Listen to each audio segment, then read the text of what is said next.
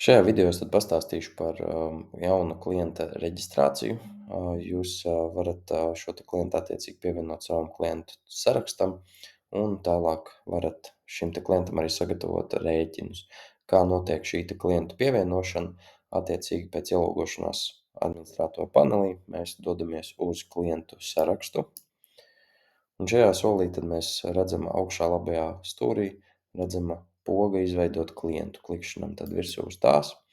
Un mēs varam reģistrēt divu veidu klientus, privātu personu un juridisku personu, un katram no tiem tad attiecīgie dati. Šeit ir privāta personai gan kontakta informācija, bankas informācija un pamata informācija, kur būtu vārds, uzvārds, personas kods, adrese.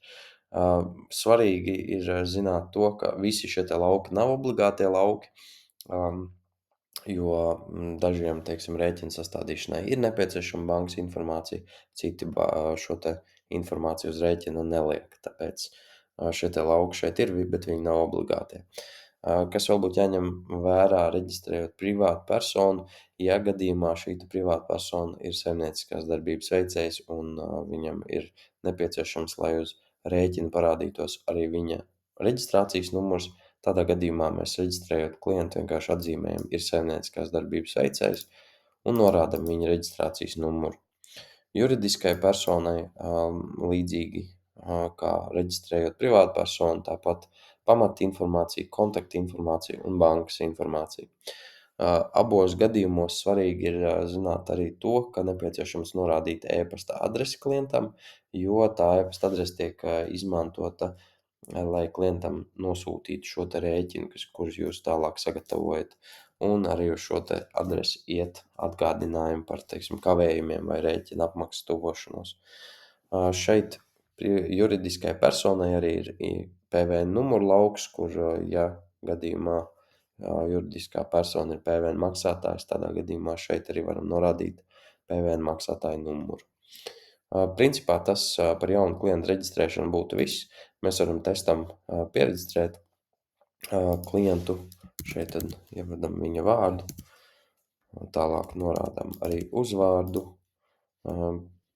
Šeit tad ievadīsim e-pasta adresi un norādīsim arī telefonu numuru.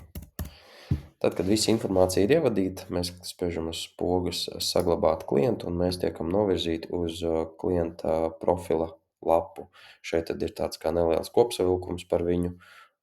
Ja gadījumā esat ar klientu jau iepriekš strādājuši, tad šeit arī parādīsies visa tā informācija. Reģistrējot jaunu klientu, protams, iepriekšēja sadarbība, kas tiktu fiksēta Comprendo sistēmā nav, tāpēc rēķina saraksts būs tukšs, bet uz priekšu, ja nepieciešams, šeit tad jūs varēsiet arī redzēt šo te kopsavilkumu par iepriekšēju sadarbību.